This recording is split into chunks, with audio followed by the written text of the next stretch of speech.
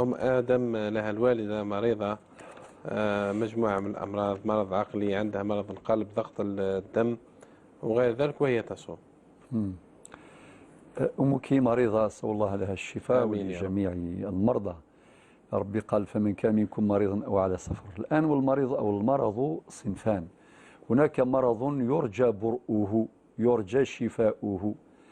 هذا المريض يفطر، فهو من أصحاب الأعذار، ولكن كما قال القرآن الكريم فعدة من أيام أخر بعد رمضان حينما يشفى ويعافى، يومها يقضي ما عليه من أيام، ويقضيها متتالية أو مفرقة، وكلاهما صحيح، قبل أن يأتي رمضان المقبل القادم.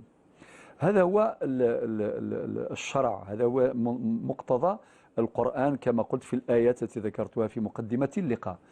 الآن الصنف الثاني من المرض، إذا كان هذا المرض لا يرجى برؤه، هذا صاحبه لا يصوم، فهو صاحب عذر.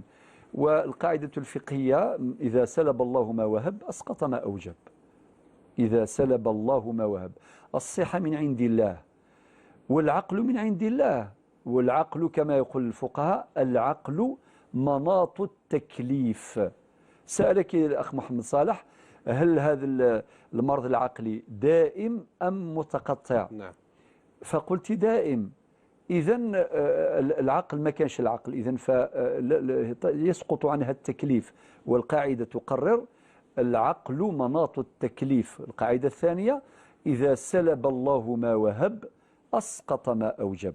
إذا كان راهي تصوم هكذا، يعني ربما تعودا، أو راهي تعاند فيكم، يعني في العائلة، في أفراد العائلة، إن شاء الله ربي سبحانه هو اللي يجازيها، ولكن ذمتها ليست مشغولة بالصيام.